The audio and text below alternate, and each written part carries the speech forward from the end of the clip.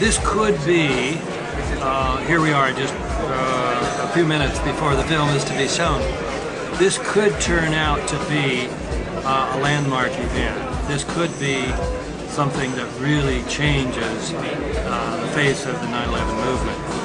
The 9/11 is the paradigm of the fabric of lies and of deception. The mass media is lying. That means those who should control the politician are lying, are the first who are lying. I propose simply to change the situation, to begin to attack them on their territory, going on TV where they are the master, and attacking. Well, we have to organize a movement. The battle, the modern battle is here. The media, mainstream media, has changed politics and our life, and our way of thinking, and our way of love, and our way of hating, and so on. This is a new situation where we are.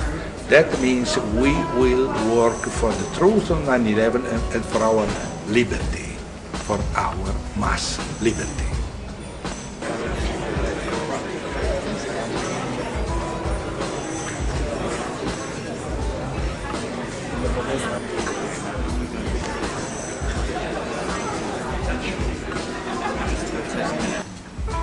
Grazie di essere qui.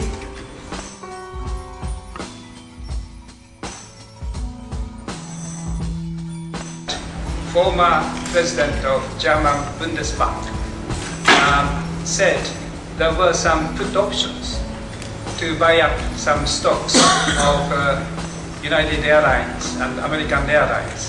And for politicians to say something is one thing, but for the president of Central Bank of Germany to say something is more serious and more credible. After my time here and my participation into the NGO meeting in Amsterdam later this week, I'm going back to report to a wider group of politicians in Japan. And I'm most grateful for the courage that Congressman Chiesa has taken in this venue of the European Parliament.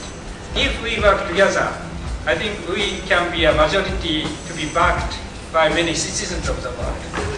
So it's a great opportunity for the citizens through the internet, which has been the invasion of the military people, and they have the upper hands of the technologies. But now we have the upper hands of the conscience of the people to find real truth.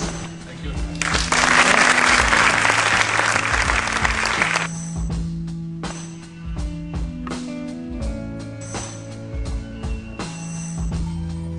Now, the best known contradiction probably is the Mineta-Cheney story. The Secretary of Transportation, Norman Mineta, reported to the 9/11 Commission that when he went under the White House to the underground bunker, he got there at 9:20 and Vice President Cheney was already there.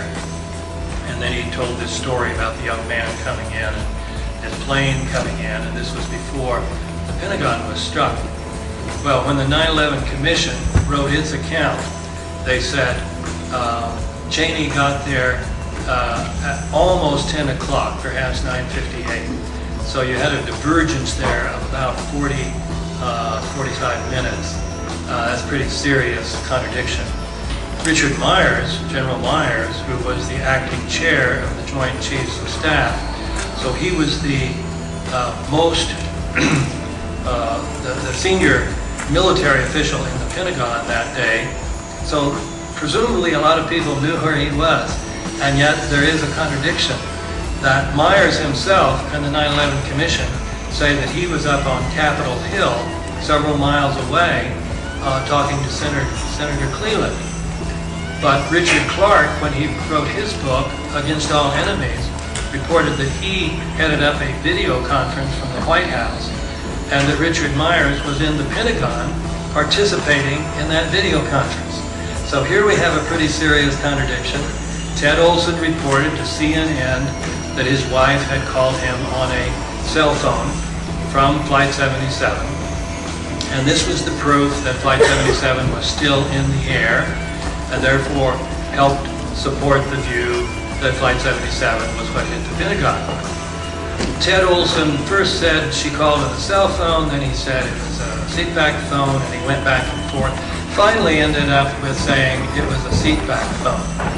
Well, a 9/11 researcher from Germany contacted American Airlines and said, I see in your material that your Boeing 757s don't have earphones, don't have seatback phones.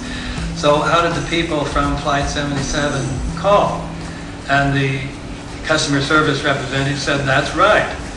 We do not have seatback phones on our 757s. They had to use their cell phones. In 2006, the FBI turned in a report at the Moussaoui trial on all the phone calls from all 4 flights.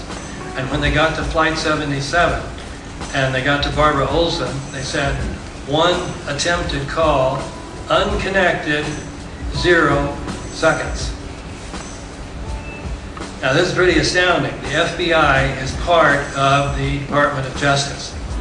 And yet the FBI said that the former Solicitor General of the Department of Justice, Ted Olson, that his story about Barbara Olson is not true. She did not call him twice. She didn't call him once. Now this should be screaming headlines. FBI says former Solicitor General was either lied or he was duped. Those are the only alternatives you have. How do you feel tonight went? Oh, once we got going, it was quite good. The film was very good, and the discussion. Obviously, the audience was very passionate. Stayed till 11 o'clock, and would have stayed longer if the translators could have stayed longer. So I thought it was a great success.